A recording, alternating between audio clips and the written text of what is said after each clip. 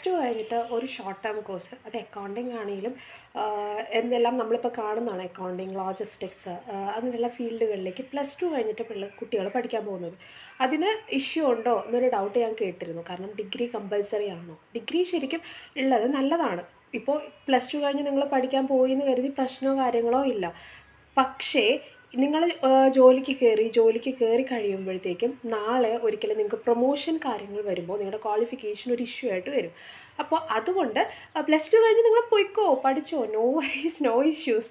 പക്ഷേ അതിൻ്റെ കൂടെ പാരലലായിട്ട് ഡിസ്റ്റൻ്റ് ആയിട്ടെങ്കിലും ഡിഗ്രി കംപ്ലീറ്റ് ചെയ്തിരിക്കണം. മനസ്സിലായോ? എന്നാലേ നിങ്ങൾക്ക് മേളിലേക്കുള്ള പ്രൊമോഷൻ കാര്യങ്ങൾ, ഹയർ പോസ്റ്റുകളിലേക്ക് നിങ്ങൾക്ക് പോകാൻ പറ്റുള്ളൂ.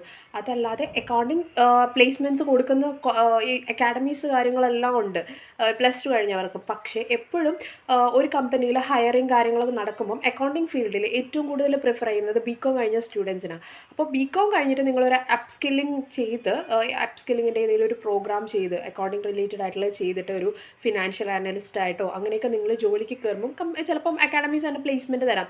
അപ്പോൾ നിങ്ങൾക്ക് നല്ലൊരു കമ്പനിയിൽ പ്ലേസ്ഡ് ആവാൻ പറ്റും. അതേസമയം +2 കഴിഞ്ഞ് പ്ലേസ്ഡ് ആവുന്നവരുണ്ട് ഫിനാൻഷ്യൽ അനലിസ്റ്റ് ആയിട്ടുള്ള, അക്കൗണ്ടൻ്റ് ആയിട്ടൊക്കെ. അപ്പോൾ അവർക്ക് പ്രൊമോഷൻ കാര്യങ്ങളെല്ലാം വേണമെന്നുണ്ടെങ്കിൽ ഉറപ്പായിട്ടും ഡിഗ്രി കമ്പൽസറിയാണ്. Thank you.